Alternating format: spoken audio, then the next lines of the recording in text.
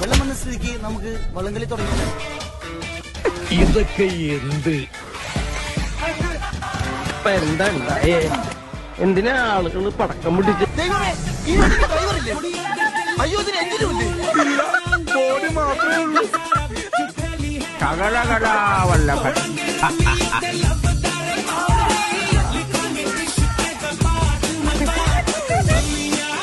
അതെ, എന്താ ഇവിടെ കിടക്കണേ?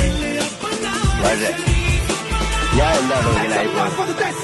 താൻ ചിന്തിച്ചിട്ടുണ്ടാവും.